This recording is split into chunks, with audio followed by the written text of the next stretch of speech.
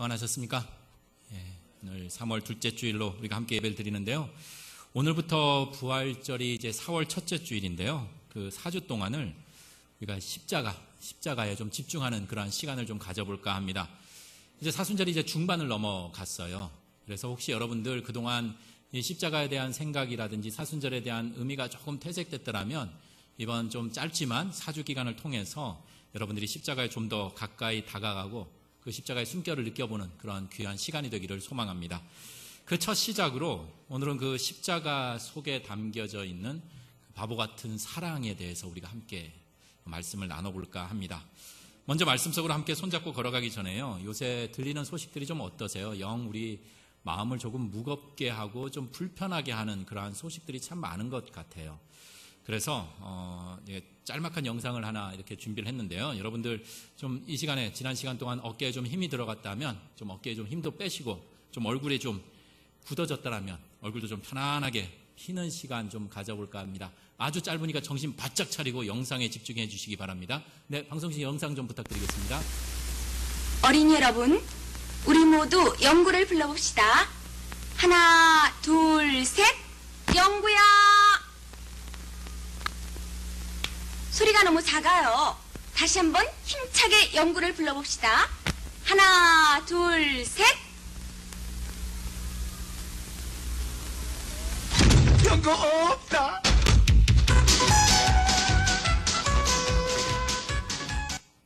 네. 예전 코미디 프로그램 혹시 기억나시나요? 이제 심영래 씨가 영구 역할을 했던 그러한 건데요. 어떻게 영구 없다로 이렇게 시작하는 그런 부분입니다. 분명히 여러분들 같이 영구야 외치셨어요? 우리 한현실 권사님 손주만 그냥 영구야 이렇게 했는데요. 분명히 영구가 있다는 사실을 알아요, 사람들은. 그래서 영구를 부르는 거예요. 그런데 정작 영구는 자신이 없다라고 이렇게 이야기를 합니다. 분명 사람들은 저 방 안에 영구가 있는 줄 알아요. 그래서 영구야 라고 크게 외쳤습니다. 근데 조금 있다가 영구 자신만 스스로가 영구 없다라고 하는 이상한 소리를 합니다. 참 바보 같은 소리예요. 그리고 그런 행동입니다. 그래서 영구는 어떻죠? 영구는 바보예요. 그렇게 생각 안 하시는가요? 그래서 어쩌면 보면 영구라는 게 바보의 대명사가 되었어요. 그렇게 영구는 바보가 확실한 것 같아요. 그렇다면 지금 시대에 저런 영구 같은 바보가 혹시 있을까요? 여러분들 주변에 혹시 영구 같은 바보가 많으신가요? 아니면 저 영구 같은 바보가 아니라 정말 똑똑하고 영특한 사람들이 더 많으신가요? 점점 어떻게 보면은요, 요새는 영구 같은 저런 바보를 찾기가 참 힘든 것 같아요. 왜냐하면 요새는 없어도 없는 척이라도 해야 돼요. 그리고 몰라도 아는 척이라도 해야 돼요. 그래야 무시당하질 않아요. 특별히 이 땅에서 살기 위해서는 바보보다는 똑똑한 척 살아면 온전한 삶을 살아갈 수 있다고 생각을 합니다. 한국 사람들 어때요? 참 똑똑하죠? 정말 영특해요. 전 세계적으로 비교해 보더라도 우리 한국 사람들 IQ도 참 높은 편에 속하고요. OECD 국가에서도 우리나라의 학업 성취도가 수학이라든지 읽기, 과학 이러한 영역에서 아주 최상위를 달릴 정도로 아주 똑똑한 그러한 민족 중에 하나가 바로 우리나라 민족입니다.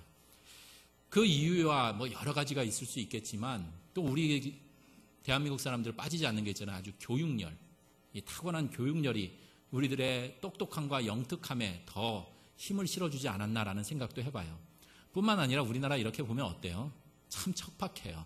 우리나라 환경이나 역사가 너무나 녹록지를 못해요. 그리고 중동 지역처럼 말뚝만 박으면 거기에서 석유가 나오는 것도 아니고요. 쓰레기만 나오는, 어쩌면 아무런 자원도 그렇게 넉넉하지 않은 이 땅.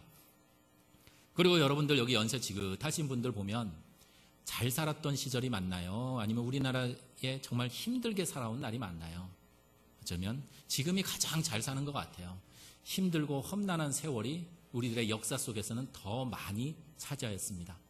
평안하고 안전한 날보다는요, 이 땅 한반도에는 외세의 침입과 전쟁이 더 많았던 그러한 험난한 세월을 보냈습니다. 그래서 더욱 우리나라는 살아남기 위해서 영특해져야만 해요. 똑똑해야만이 내가 살 수 있다는 그런 생각을 가졌어요. 그래서 심한 경쟁 생존에서 살아남기 위해서 조금이라도 더욱 영특해지고 계산기 두드리면서 내게 이익이 되는 그러한 부분에 더 우리가 집중했던 것이 사실입니다. 그 덕분에 우리는 사회는 참 많이 똑똑해지고 영특해졌어요. 여러분들 주변에 말 못하는 사람 별로 없죠? 말 내가 한 번 하면 그 반박이나 이런 것들이 엄청나요. 논리정연해요. 요새는 아이들한테도 당할 재간이 없을 정도로 아주 똑똑해요. 그리고 여러분들 세상 돌아가는 이치 모르시는 분 없죠? 무슨 일이 있으면 다들 논평가가 돼요. 전부 다 모든 것들에 그냥 평론가가 되어서요. 정말 세상 돌아가는 이치 모르는 사람 없을 정도입니다. 이것저것 지식도 차고 넘치고요. 여러분들은 손에 스마트폰 하나씩 갖고 계시잖아요. 그래서 이 스마트폰 안에 모든 지식, 백과사전이 다 담겨져 있어요. 그래서 제가 여기서 헛소리를 못해요. 심지어 초등학생들한테도 사기를 치지 못해요. 검색하면 다 나와요. 그렇게 우리는 똑똑한 시대, 영특한 시대를 살아가고 있습니다. 그리고 우리 신앙생활도 이 흐름에 따라가기도 합니다. 예전보다 비교해 봤을 때 지금 우리의 신앙 참 똑똑해지고 영특해졌어요. 물론 긍정적인 측면도 있지만 조금 다시 생각해 보면 우리는 이전보다 더 많이 말씀도 알고 그래서 말씀을 내 편의에 따라서 취사 선택을 해요. 그리고 내가 말씀을 잘 이용해서 내 생각과 내 삶을 합리화시키는데 성경의 말씀을 이용하기도 해요. 그만큼 우리는 똑똑해졌어요. 심지어 여러분들 성경 말씀대로 예수님처럼 살아보려고 하면 지금 시대 어떻게 될까요? 뒤처지고 바보 같아 보이고 어리숙해 보이고 손해보는 일, 그래서 비현실적이라고 아주 냉철한 판단을 하기도 합니다. 무모한 듯 보이고 그래서 모른 척하고 그냥 아는 것으로 끝내버릴 때도 참 많습니다. 예수님처럼 살면 실패한 인생, 예수님처럼 계산하지 않고 꼼수 부리지 않고 바보처럼 우직하게 살면 안 되는 그러한 삶, 그래서 우리는 그러한 불편한 것이 사실입니다. 그래도 저는 믿어요. 여기 계신 분들은 그래도 머리로는 이해하잖아요. 저도 그래요. 머리로는 이해해요. 그래 내가 조금 손해보더라도 그래 조금 이익 내가 보지 않더라도 조금 내가 불편하더라도 그래 계산하지 말자. 근데 문제는 이 머리로는 생각하지만 이 가슴이 용납하지 않아요. 내가 손해보고 내가 지금 계산기 두드리지 않으면 내가 경쟁에서 뒤처지고 더 사람들이 그리고 세상이 나를 어떻게 보죠? 만만하게 봐요. 그리고 나를 무시해요. 업신여기고 나를 이용하지는 않을까 의심하고 두렵고 불안해요. 그러면서 우리의 머리와 가슴은 점점 기형적으로 멀어져만 갑니다. 자, 이렇게 점점 멀어지는 틈 사이에 우리가 더 벌어지기 전에 오늘 이 시간 특별히 십자가에 못 박히신 예수 그리스도, 그 십자가, 그 숨결을 느껴볼까 합니다. 자, 여러분들 좀 워밍업을 하는 시간을 좀 가져볼게요. 자, 예수님이 하신 사역들이 참 많아요. 그죠? 예수님이 하신 사역들이 참 많은데요. 오늘은 좀 쉽게 딱 두 가지로 한번 정리를 해볼까 합니다. 예수님이 하셨던 사역 중에 첫 번째, 우리가 너무나 좋아하는 바로 예수님의 치유. 마음의 병뿐만 아니라 육신의 병을 치유하신 그 일을 하셨죠, 분명히. 그리고 또 한 가지 일은 이 치유의 일뿐만 아니라 하나님의 말씀을 전하시는 그러한 사역도 감당하셨어요. 어려운 말이나 막 힘든 이야기가 아니라 사람들이 이해하기 편하고 또 사람들이 잘 이해할 수 있게끔 여러 가지 비유들을 막 섞으시면서 그렇게 하나님의 말씀에 대한 바른 이해와 알을 위한 그러한 사역도 하셨습니다. 병 고침의 그러한 놀라운 기적의 일을 행하셨고 또 말씀으로 사람들의 마음을 움직이는 그러한 두 가지 사역을 하셨다라고 정리할 수 있을 것입니다. 그중 예수님의 이 치유의 사역, 우리 지난 2월 달부터 하신 거 혹시 기억나시나요? 어떤 분은 막 전혀 생소할 것 같아서 제가 친절하게 좀 안내를 해볼게요. 2월 달에 이제 예수님의 치유 사역에 우리가 함께 좀 집중을 했어요. 여러 가지가 있었지만 이 앞 못 보는 맹인, 앞 못 보는 사람을 보게도 했어요. 그죠? 기억나시나요? 예, 기억나시기 시작합니다. 이제 새록새록. 그리고 또 38년 베데스다 연못 기억나세요? 저 무슨 소리야? 이렇게 하실 분 계실 것 같은데 그러한 일도 있었고요. 또 지난 시간 우리 조금 더 기억력을 한번 되살려 볼게요. 자, 죽은 세포로 팍팍팍팍 이제 자극을 주시고 지난 시간에 100은 넘으시겠네요, 우리 장로님. 나인성이라는 아름다운 성에서 과부를 도와주시는데 과부가 어떻게 해서 죽은 자식이 있었어요. 죽은 자식을 살리는 그러한 놀라운 기적을 행하셨습니다. 물론 시간의 한계가 있어서 그렇지 여기에 예수님이 그리고 우리가 소개되지 않은 예수님의 놀라운 기적들 분명히 행하실 수 있는 분입니다. 그래서 요한복음 맨 마지막 장에는요 이러한 기록을 했어요. 예수님께서 행하신 일이 요한이 바라본 이 외에도 참 많다. 만일 예수님이 행한 일들을 다 낱낱이 기록한다면 책으로 되겠죠. 이 책이 세상에 둘 공간이 없을 정도로 예수님은 너무나 많은 일들을 수행하셨다라고 요한은 바라보았어요. 참 안타깝지만 개인적으로 인간적인 마음으로 유대 땅만 아니라 예수님이 조금 바울처럼 이것저것 좀 돌아다니시면서 그 놀라운 사역들, 그 치유의 기적의 은사를 베풀었으면 얼마나 좋았을까라는 생각도 해봐요. 여하튼 우리는 예수님께서 우리가 알고 있던 그 이상의 신기하고 놀라운 그러한 기적의 능력을 행하신 분이시라는 것을 믿습니다. 그죠? 분명히 예수님은 놀라운 기적을 행하실 수 있는 분이에요. 그런데 이 믿음이 완전히 깨지고 산산조각나는 그러한 지점이 있습니다. 바로 십자가입니다. 정작 십자가에서는 어떠한 기적도 일어나질 않았습니다. 우리는 너무나 잘 알아요. 예수님은 기적을 행하실 수 있는 분이시다. 그리고 예수님은 놀랍고 신비한 기적을 분명히 행하실 수 있는 분이다라는 그 사실을 우리는 알고 있습니다. 하지만 정작 가장 필요한 그 십자가 위에서는 아무런 기적도 일어나질 않습니다. 우리가 처음 아까 모든 이들이 영구가 있다는 것을 알았어요. 그래서 영구를 불렀어요. 그런데 영구 자신만 스스로 없다라고 외치는 것처럼 우리는 예수님이 놀라운 기적을 행할 능력이 있다라고 다 믿습니다. 생각합니다. 그런데 예수님 스스로만 기적이 없다라는 그러한 이상한 외침처럼 들리는 격이 되어버렸습니다. 어디 그뿐인가요? 예수님의 공생애의 두 번째 일을 하셨던 하나님의 말씀을 전하는 그 사역 집중해 봅니다. 최고의 엘리트 교육을 받은 사람이 있었어요. 너무나 지식이 박학다식한 그런 바리새인들이 있었어요. 예수님은 이 바리새인과 논쟁이 붙는 장면 우리 심심치 않게 성경에서 접할 수 있습니다. 그 똑똑한 사람들이 이러한 저러한 함정을 만들어요. 논리의 함정을 만들어요. 그리고 선택의 폭을 양자택일에 그러한 선택을 할 수 있는 그러한 것으로 함정을 파며 예수님을 계속해서 몰아갑니다. 하지만 예수님은 끄떡하지 않습니다. 예수님의 아주 탁월한 해안, 때에 따른 적절한 비유, 그리고 확실한 목적, 그리고 본질을 놓치지 않으면서 마치 최고의 언변술사, 최고의 변론인처럼 그 모든 논쟁에서 절대 지질 않습니다. 심지어 사탄과의 논쟁에서도 예수님은 어떻게 됐죠? 멋지게 이기셨어요. 우리가 너무나 잘 알고 있는 음행 중에 잡혀온 여인이 있었어요. 현장범이에요. 증거가 확실해요. 뼈도 박도 못해요. 그런데 사람들이 생각하지 못하는, 전혀 생각하지도 못하는 그 한마디로 모든 상황 종결시켜버립니다. 돌 있는 자가 쳐라. 죄송합니다. 이렇게 똑똑하질 않아요. 죄가 없는 자가 돌로 쳐라. 이 한마디 말로 다 상황 종결시켜버립니다. 예수님은 어떤 분이시죠? 그렇게 논리적이고 해안이 있으신 그러한 분이십니다. 여자를 살리는 그러한 놀라움을 이 말씀으로 행하셨던 분이십니다. 만약 오늘날 우리 TV 대선 토론회를 딱 예수님이 나가시면 어떻게 될까요?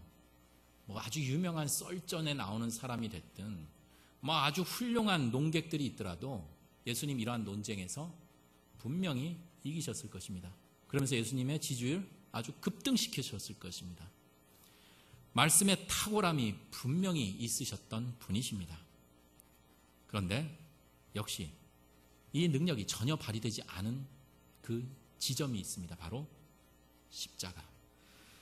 예수님께서는 십자가 길 위에 그토록 전공을 찌르는 냉철한 판단, 확실한 분석력, 확신, 그리고 본질을 꿰뚫는 어떠한 언변의 모습도 보이질 않습니다. 대제사장들, 서기관들 힘써서 예수님을 고발합니다. 하지만 예수님 아무 말도 하질 않으십니다.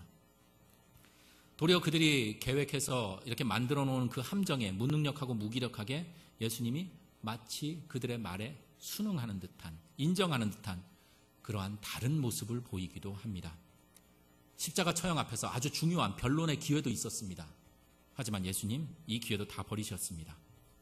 분명히 우리는 알고 있어요. 예수님의 탁월한 지혜, 탁월한 능력이 있다는 것은, 이 언변의 솜씨가 있다는 것을, 이 분석력이 있다는 것을 분명히 아는데도 불구하고 예수님 마치 영구처럼 그거 없다, 그런 것 없다는 식으로 조용히 침묵을 지킬 뿐입니다.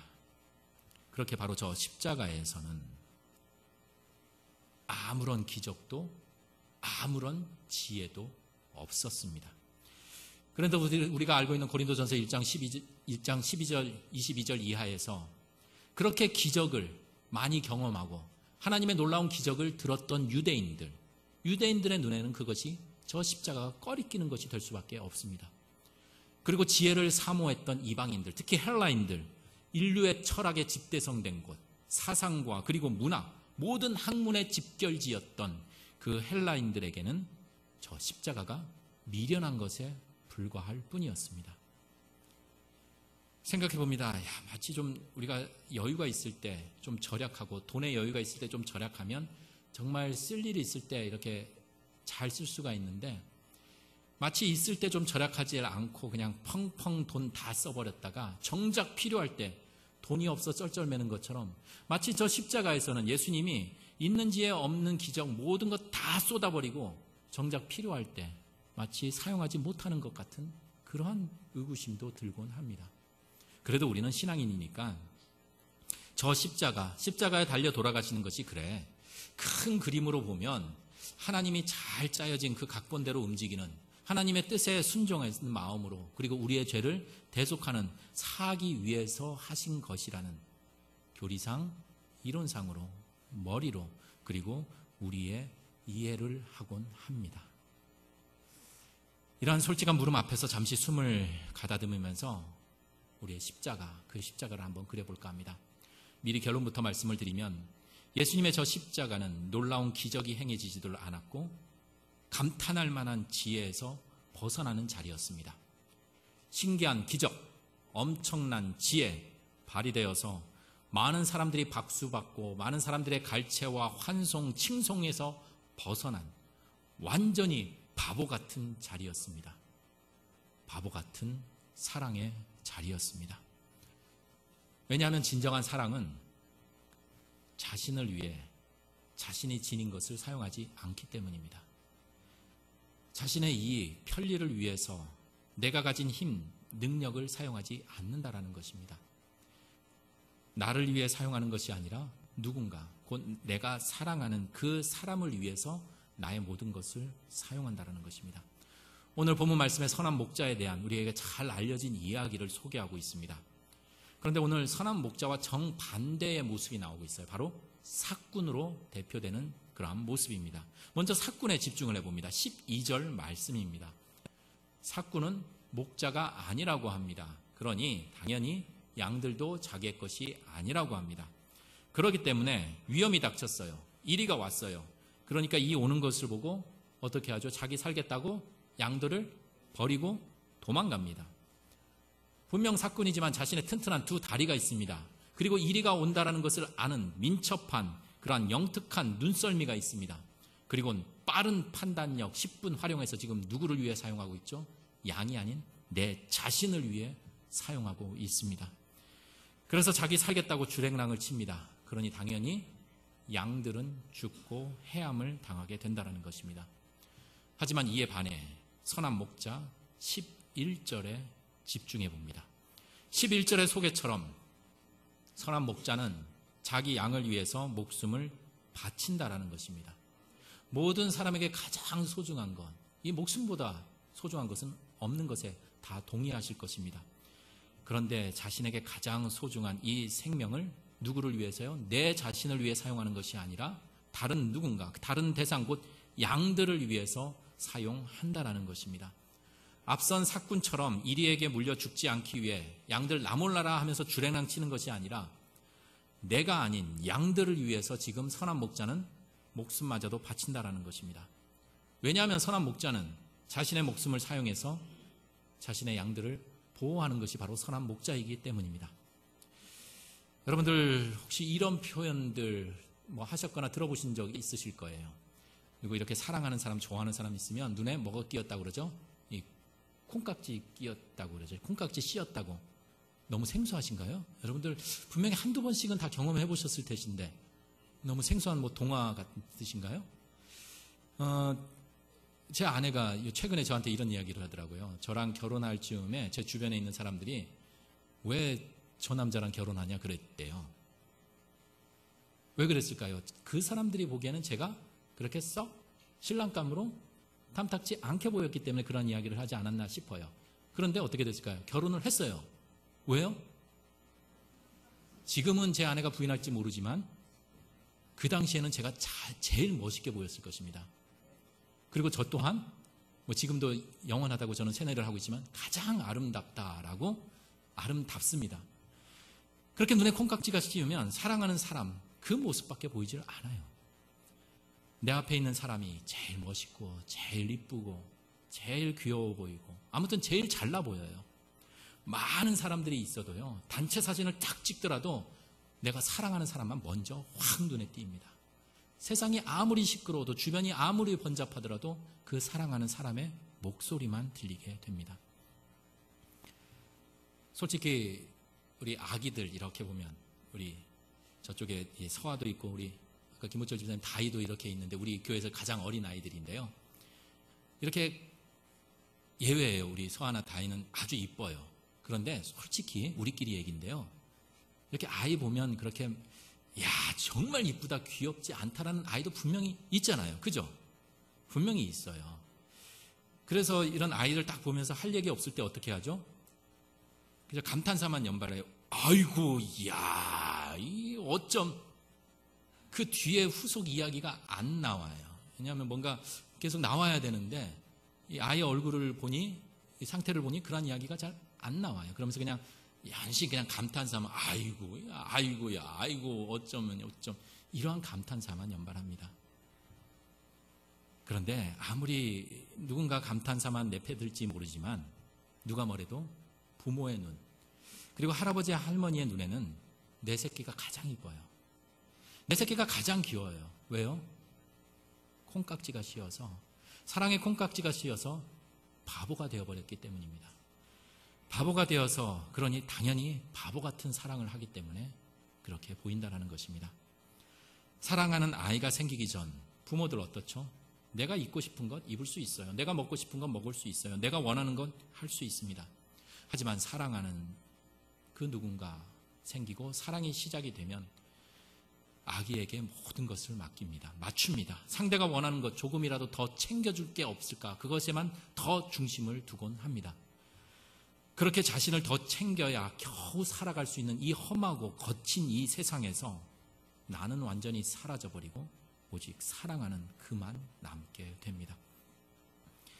그러니 우리 아이를 낳은 엄마들 이렇게 보면은요, 참 처녀 때는 화사한 옷들, 막 화장도 하고 이쁜 옷들 깔끔하게 이렇게 차려서 입고 다니는데 아이 엄마들 어떻죠? 여기에 뭐가 묻혀져 있는지, 뭐가 흘려 있는지, 또 아이를 업고 안기에 편한 몸빼바지로 바뀌어버립니다. 자신을 위해 사용하던 돈도 시간도 내가 아닌 모두 아기를 위해 사용을 합니다. 어디 그뿐이에요? 우리 할머니 할아버지들 손자 손녀의 실수도 예뻐 보이고 별로 특이한 행동하지 않았는데 놀랍고 감탄해요. 별로 웃기지도 않은데 뭐 하하 호호 박장대소 난립니다. 분명히 옆에서 보면 참 바보같이 보여요. 솔직히 객관적으로 보면 아기가 그렇게 유명한 저 심형래처럼 그렇게 웃기던가요? 아기가 하는 일이 무엇이 있겠습니까? 울고 보채고 잠시 한번 웃어줬다가 또 금세 울고 응가하고 멍하니 있다가 뒹굴거리고. 아기에는 돈도 없습니다. 기술도 없습니다. 어느 것 하나 제대로 자신의 삶을 챙기지 못하는 무능력하고 무기력한 그러한 존재입니다. 그러니 당연히 부부에게 가족에게 어떠한 이익도 편리도 가져다 줄 수 있는 존재가 아니라 도리어 불평과 희생만 요구되는 그러한 존재입니다. 사랑할 만한 아무것도 보이지 않음에도 불구하고 다 좋아 보이고 행복해 보입니다. 바보가 되어버립니다. 그렇게 그 바보가 되어서 바보 사랑을 하기에 급급합니다. 그런데 시간이 지나면 어떨까요? 안타깝지만 우리의 상황과 처지가 조금씩 바뀌면서 콩깍지 씌운 바보가 아니라 그 바보 같은 사랑이 아주 똑똑하고 영특하고 분석적으로 명철한 판단력으로 생각으로 바뀌게 됩니다. 서서히 사랑하는 위해서 사는 것이 아니라 나를 위해 그 사람을 사용하고 이용하는 데 급급합니다. 마치 사꾼처럼 이리가 나타나 자기 도망갈 시간 벌기 위해서 양들을 이용하는 것처럼 소중한 이들을 나를 위해 사용하는 도구로 그렇게 사용해 버립니다. 여러분들은 그러지 않겠지만 여러분들은 만약 부부끼리 아니면 가족끼리 지금 사랑으로 똘똘 뭉쳐 있죠? 부인하시나요? 마음속으로 다 그러시리라고 믿습니다. 분명히 사랑으로 이렇게 삽니다. 그러다가 뭘로 살아간다고 그러죠? 정으로요. 정으로 살 정도면 아주 훌륭하세요. 정이 아니라 뭘로 하죠? 이제는 의리로 산다고 그래요. 그것도 참 그래도 준수한 것 같아요. 그 다음은 뭘로 사냐면 끈기로 산대요. 오기로 산대요. 처음 사랑으로 살다가 그래도 정으로 살고 그리고 의리로 살고 그러다 끈기, 오기로 살아가는 그러한 모습으로 변질되는 참 웃기지만 슬픈 우리들의 현실. 처음에는 사랑하는 이를 위해서 어떻게 하면 내게 아닌 저 사람을 위해서 뭐 하나 더 챙겨줄 게 없을까 그렇게 관심을 두다가 내가 중심이 아니라 그 사람 중심에 들면서 참 바보 같은 그러한 사랑을 하다가 무엇인지 모르지만 시간이 지나면서 그 사람이 중심이 아니라 내가 중심이 되어버리면서 참 영특해지고 참 똑똑해지고 참 명철한 분석력과 판단력을 가진 그렇게 똑똑한 관계가 되어버립니다. 내게 이익이 없고 조금만 손해가 있어도 내 마음에 정확한 아주 분석적인 고장나지 않는 계산기를 두드리며 이해타산 따집니다. 내 편의 위해 내 체면 품위 위해서 내 주변을 이용하고 사용하는 데 집중합니다.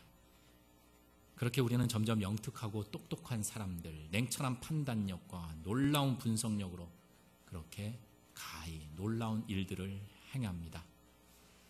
그렇지만 우리들의 삶 어떨까요? 점점 전쟁의 소문은 참 늘어만 가고요. 살림살이는 참 팍팍해져만 가고 마음은 각박해지고 그렇게 또 거칠어져만 갑니다. 분명 셈이 빠르고 판단력 빠르고 계산에 능한 사람은 참 많아지는데 세상은 그렇게 참 바보 같은 그러한 사랑하는 사람은 점점 사라지는 그러한 모습이라는 것입니다. 자, 이제 조금씩 가려워졌던 저 십자가, 참 바보 같은 그 사랑의 결을 한번 만져볼까 합니다. 예수님은 분명 나를 위해 기꺼이 바보가 되어주셨습니다. 그리고 바보 같은 사랑으로 십자가에 달리셨습니다. 십자가, 예수님은 스스로를 위해서 십자가 위에서 놀라운 기적도 지혜도 자기를 위해 사용하지 않으셨습니다. 자기를 챙기지도 않으시고 나를 생각하시고 심지어 참 바보같이 나의 상태와 모습 계산하지 않으시는 그 십자가의 결을 느낍니다. 참 바보같이 나의 삐뚤어진 상태나 모난 모습들, 마음 변하지 않으시는 그 우직한 그 십자가의 숨결을 느낍니다. 그리고 오늘 본문 말씀은 함께 봉독하지 못했지만 16절에는 우리 안에, 내 테두리 안에 있지 않는 그 양들마저 생각하시는 그 예수님의 깊고 넓은 그 사랑의 결이 느껴집니다. 바보 같은 그 사랑의 콩깍지가 예수님은 씌워져서 참 나의 좋은 점만 보는 것 같아요. 자신의 이익 분명히 생각하지 않으시고 나를 위해 조금이라도 뭐 챙겨줄 거 없을까, 나를 조금 더 풍족하게 뭔가 채워주기를 원하시는 그 분이 바로 예수 그리스도라는 그 사실입니다. 우리가 추울 때 감기 걸리지 않을까 봐 걷어찼던 입을 다시 이렇게 덮어주시고 자신은 창틀 사이로 불어오는 그 찬바람 온몸으로 막으시면서 또 인생에 더울 때 혹시 나를 위해서 땀띠 나지 않을까 옆에서 연신 부채질 해주시면서 정작 자신의 목은 땀 범벅으로 그렇게 힘들게 사신 분 바로 예수 그리스도. 예수 십자가의 그 바보 같은 사랑, 그리고 우리는 너무나 잘 알고 있습니다. 마침내 자신이 줄 수 있는 마지막 그 생명마저도 나를 위해 그렇게 죽음의 길 걸어가신 예수 그리스도의 그 십자가. 남들은 자기 살겠다고 도망칩니다. 하지만 우리 주님은 나 살리겠다고 불구덩이로 들어가신 분이십니다. 이로써 죄인이었던 나는 의인이 되었습니다. 그리고 참 의인이신 예수님은 죄인이 되었습니다. 나는 저주 아래에 있을 수밖에 없었는데 예수님이 도리어 내 저주의 자리에 오시고 나를 밀어내시며 죽을 수밖에 없는 나를 살리시고 생명이신 그분은 죽으셨습니다. 그 십자가. 참 바보 같은 그 사랑의 숨결을 느낍니다. 분명 십자가 속에 나를 향한 그 바보 같은 사랑이 담겨져 있습니다. 그래서 십자가는 나를 향한 바보 같은 사랑입니다. 비록 그 십자가에 그 선물은 비싸고 예쁜 포장지로 포장되지 않고 고난이라는 것에 쌓여 있을지라도, 이쁜 리본에 담겨 있지 않고 가시 면류관에 둘러싸여 있을지라도, 아름다운 향내가 아니라 피와 땀이 범벅이 되어 있지만 그 선물 속에는 바로 나를 향한 그 바보 같은 사랑이 담겨져 있음을 이 시간 고백합니다. 이제 우리도 그 사랑을 선물로 받은 이답게, 그렇게 선물을 받은 이로써 그 선물의 가치와 의미가 부끄럽지 않게 남은 생을 봐보면 어떻습니까? 조금 손해보면 어떻습니까? 조금 불편하면 어떻습니까? 비록 바보같이 살지라도, 바보 같은 사랑을 할지라도 우리 주님이 나를 아시고 내가 우리 주님 그 바보 같은 사랑 알기에 주님을 위한 바보 같은 사랑뿐만 아니라 누군가를 위한 바보 같은 그 사랑을 하는 하늘 나라의 바보의 삶을 살아가기를 소망합니다. 함께 기도 드리시겠습니다.